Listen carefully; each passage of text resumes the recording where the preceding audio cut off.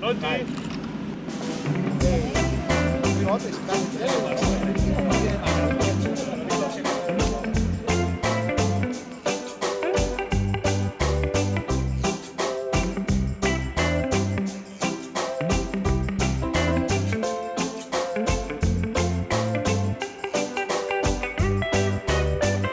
È sicuramente Winter Village a tutti gli effetti, perché c'è un freddo proprio natalizio questa mattina.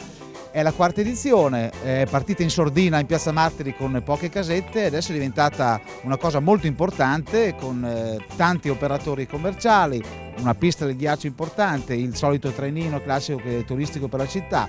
È un altro dei modi per far sì che non solo i mantovani godano di questa cosa, ma ci sia un'attrazione anche per i turisti che hanno un motivo anche per Natale per venire nella nostra città, e sappiamo che sono tanti e tutti gli anni aumentano, quindi molto bene.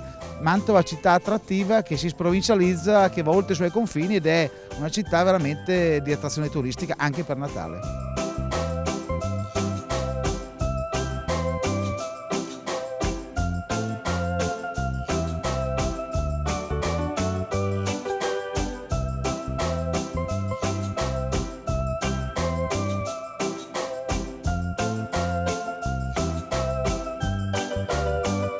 Questo Thun Winter Village dall'1 al 26 dicembre, vi ricordo, in Piazza Virgiliana, tutti i venerdì, sabati e domenica dalle 10 alle 20.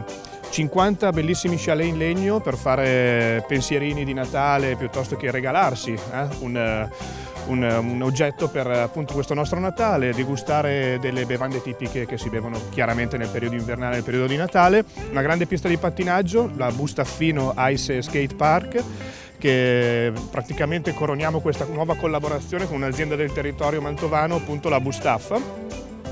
Vi aspettiamo, numerosi sono gli eventi, tutti gli aggiornamenti sul sito nataleamantova.it oppure sulla pagina Facebook e sul profilo Instagram Mercatini di Natale a Mantova. Seguiteci e venite a trovarci soprattutto.